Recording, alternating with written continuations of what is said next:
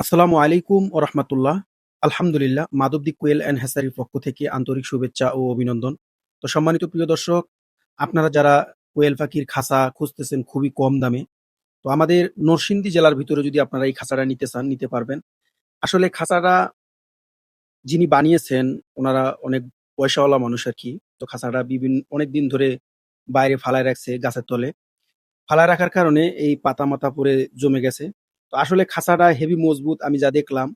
এগুলা কিন্তু ওনারা লোহা এবং কাঠ দিয়ে বানাইছে খাঁচাগুলো।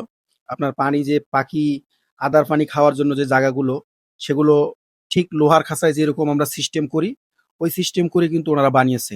এরপরে আপনার পাখি যখন নিচে যে জায়গাটাতে পাখি চলাচল করবে, ওই জায়গাটাতে নেট দিয়ে দিয়েছে। নেটের নিচে কিন্তু আপনার রড দিয়েছে কাঠের ভিতর দিয়ে। হ্যাঁ? আর এই যে দেখেন, এটা হচ্ছে আপনার পাখি যখন ডিম পারবে, এই ডিম আসার জন্য আবার জায়গা করেছে। আর খাঁচাটা দেখতে আসলে অনেক সুন্দর। অনেকদিন ধরে পড়ে আছিল। এরপরও যে খাঁচাটা এত মজবুত হয়ে এখনো আছে। এরপরে আপনার সাইডে এগুলো নাট সিস্টেম করা। এই যে দেখতেছেন, একবারে নাট কাঠের সাথে অ্যাডজাস্ট করে ড্রিল মেশিন দিয়ে পরে নাট ফিট করে নিয়েছে। মানে এটা হচ্ছে আপনার লোহার থেকেও মজবুত। আমি যতটুকু খাঁচাটা দেখলাম, হেভি মজবুত খাঁচা। এই খাঁচাটা কিন্তু আপনারা নিতে পারেন। এই যে দেখতেছেন, এই যে আদার যে খাবে পাখি, আদার খাওয়ার জায়গাগুলো কিন্তু হুবহু আপনার যে লোহার খাঁচায় যে সিস্টেমগুলো আমরা করি, এইভাবে উনি কাঠের ভিতরে কানা কানা করে এই মানে রডগুলো বসিয়ে দিয়েছে।